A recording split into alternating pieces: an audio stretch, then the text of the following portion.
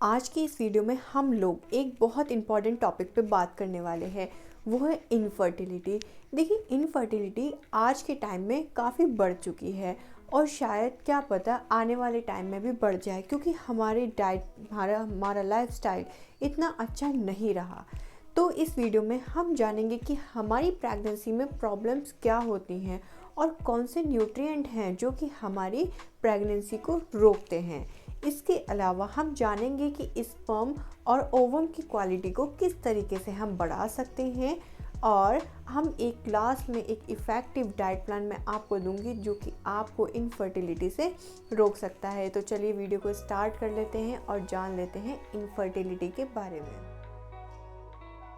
तो सबसे पहले आपको यहाँ पर ये जानना ज़रूरी है कि कौन से ऐसे न्यूट्रिएंट हैं जो कि इनफर्टिलिटी का चांस बढ़ा देते हैं। तो चलिए यहाँ पर देखिए, यहाँ पे दो तरीके के ऐसे फर्टिलिटी न्यूट्रिएंट हैं, अगर इनकी कमी बॉडी में हो जाती है तो इनफर्टिलिटी के चांस बढ़ जाते हैं। अब यहाँ पर देखिए, जैसे कि विटामिन ए है, इसका अपना काम है, एंटीऑक्सीडेंट की तरह काम कर रहा है। विटामिन ई मॉइस्चर प्रोवाइड कर रहा है, ठीक है। विटामिन ए भी इसमें हेल्प कर रहा है। विटामिन डी जो कि हार्मोन लेवल को कंट्रोल कर रहा है, ठीक है। तो अगर इनकी ही कमी होगी, सबसे ज़्यादा विटामिन डी की कमी से ही इनफर्टिलिटी की प्रॉब्लम होती है, क्योंकि इससे हार्मोन्स इम्बैलेंस होते हैं इसकी कमी से। तो जैसे कि मैंने आपको बताया कि विटामिन ए, डी और ई, इन तीनों की कमी से इनफर्टिलिटी के चांस बढ़ते हैं। हार्मोन्स इम्बैलेंस होते हैं, रिप्रोडक्टिव हेल्थ पर यहाँ पर असर पड़ता है। अब यहाँ पर आपको समझने की ज़रूरत है ट्रेस मिनरल को। ट्रेस मिनरल, अब आपको यहाँ पर देखना है जिंक और आयोडीन, इन दोनों की कमी से क्या होता है, इनफर्टिलिटी के चांस बढ़ जाते हैं। अब यहाँ पर आप देखिए कि स्पर्म, अब आपको देखना है, देखिए ये है स्पर्म और ये है ओवम, ओके। अब स्पर्म और ओवम, स्पर्म को ओवम के अंदर रहने के लिए जिंक चाहिए। जो स्पर्म है वो ज़्यादा रिच है, स्पर्म के अंदर जिंक ज़्यादा है। तो ये अगर स्पर्म ओवम के अंदर चला गया, लेकिन जो ओवम है उसके अंदर जिंक की कमी है, तो वो वहाँ पे सरवाइव नहीं कर पाएगा। तो यहाँ पर जिंक और आयोडीन की कमी की वजह से स्पर्म ओवम की जो क्वालिटी है वो कम हो जाती है, ओके। ओवम स्पर्म की जो हेल्थ है वो वीक हो जाती है, ओके। तो आपको यहाँ क्या समझना है कि ये जो दोनों मिनरल्स हैं, दोनों ये विटामिन एंड मिनरल्स हैं, ये दोनों क्या कर रहे हैं, इनफर्टिलिटी के चांस बढ़ा रहे हैं, इनकी कमी का होना, ओके। अब हम यहाँ पर जानते हैं इसके अलावा भी और भी ऐसे चांसेस हैं, जैसे कि प्लास्टिक के बर्तन का यूज़ करना, प्लास्टिक के वाटर बॉटल में पानी पीना, या इसके अलावा ज़्यादा टेंशन लेना या स्क्रीन टाइम ज़्यादा देना, ये इनफर्टिलिटी के चांसेस को बढ़ा देता है। तो चलिए अब हम जानते हैं कि स्पर्म और ओवम की क्वालिटी को हम कैसे इंक्रीज़ कर सकते हैं। तो स्पर्म और ओवम की क्वालिटी बढ़ाने के लिए आपको यहाँ पर अपनी डाइट में ध्यान रखना है कि आप इन सारे न्यूट्रिएंट्स को ज़रूर लें। जैसे कि स्पर्म रिच होता है जिंक में, मैंने आपको पहले भी बताया, जिंक क्या करता है, स्पर्म काउंट को बढ़ाता है और इसकी मोबिलिटी में हेल्प करता है, ओके। सिलेनियम डीएनए डैमेज होने से रोकता है और प्रोटेक्ट करता है। इसके अलावा विटामिन सी एक तरीके का एंटीऑक्सीडेंट है जो कि ऑक्सीडेटिव स्ट्रेस से हमें बचाता है, ओके।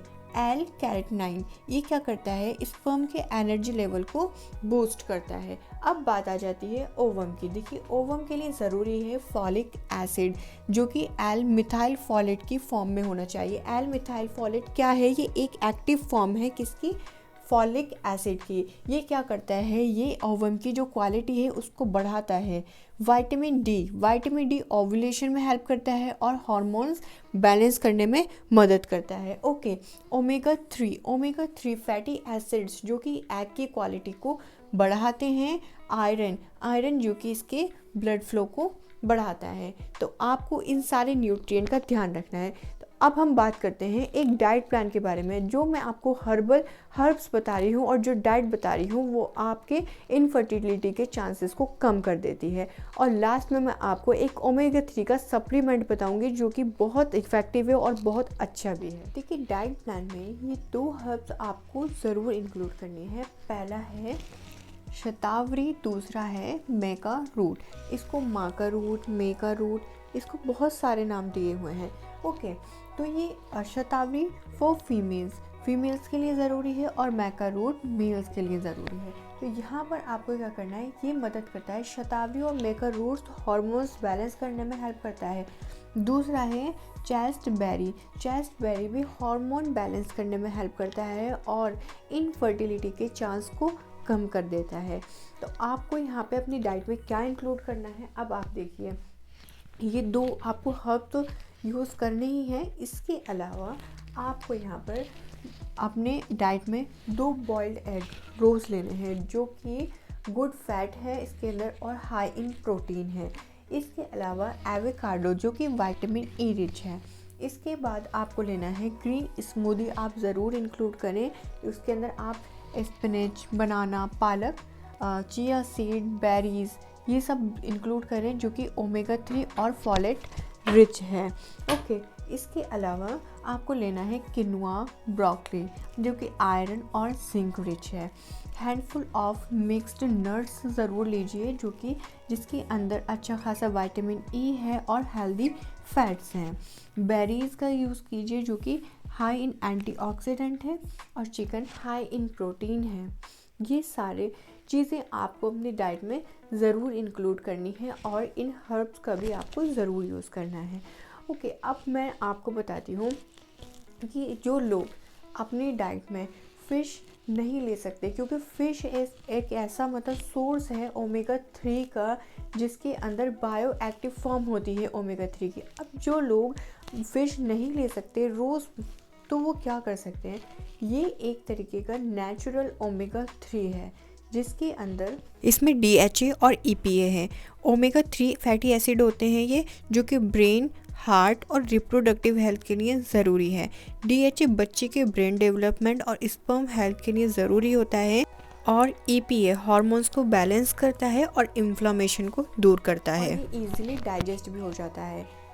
तो आज की हमारी वीडियो यही कंप्लीट होती है। अगर आपको मेरी वीडियो पसंद आई तो लाइक, शेयर एंड सब्सक्राइब ज़रूर करें।